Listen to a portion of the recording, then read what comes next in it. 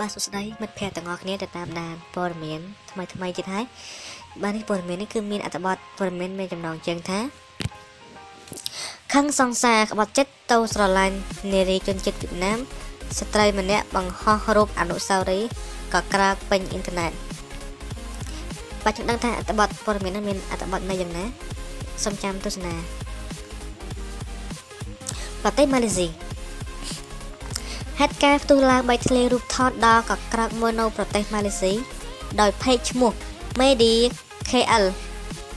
បានបង្ហោះរូបជាច្រើនសន្លឹកហើយបានសរសេរនៅលើរូបថតជាមួយនឹងមិត្តភ័ក្តិនឹងពាក្យខូចចិត្តថានាងស្ទើរតែក្អួតឈាមពេលដឹងថាសង្សាររបស់នាងក្បត់ចិត្តទៅដេកជាមួយនឹងស្រីផ្សេងជាជនជាតិវៀតណាមម្នាក់មិនតែប៉ុណ្ណោះនាងបានបង្ហោះរូបប្រាប់ពីឈ្មោះរបស់ស្រីវៀតណាមដែលបានដណ្ដើមប្រុសស្នេហ៍របស់នាងឲ្យមហាជនបានដឹងផងដែរបាននិយាយទៀតថាតើអ្នកអាចយល់ពីអារម្មណ៍មួយនេះទេប្រសិនបើថ្ងៃណាមួយស្រាប់តែអ្នកឃើញរូបថតសង្សាររបស់អ្នកកំពុងតែផ្អែមល្ហែមជាមួយនឹងនារីដទៃ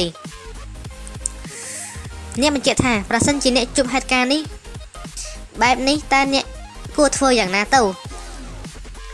នាងបានជ្រើសរើសការបង្ហោះរូបស្រាតនេះជាសាធារណៈដើម្បីបន្ធូរការឈឺចាប់របស់នាងចំពោះទង្វើមិត្តប្រុសរបស់ខ្លួនដែលទៅស្រឡាញ់នារីថ្មីជាជនជាតិវៀតណាមបាទនេះគឺជាព័ត៌មានប្លែកទៀតហើយគឺខាងសង្សារគាត់បានបង្ហោះរូបគាត់អីហ្នឹងគឺគាត់បង្ហោះនៅក្នុងเพจជាមួយនឹងសង្សារគាត់ធ្វើឲ្យមហាជនមានការភ្ញាក់ផ្អើលយ៉ាងខ្លាំងអូខេឥឡូវបានបញ្ចប់ព័ត៌មានមួយទៀតហើយកុំភ្លេច Subscribe និងចុច Like ម្នាក់មួយដើម្បីលើកទឹកចិត្តខ្ញុំអានព័ត៌មានជារៀងរាល់ថ្ងៃអូខេសូមជម្រាបលា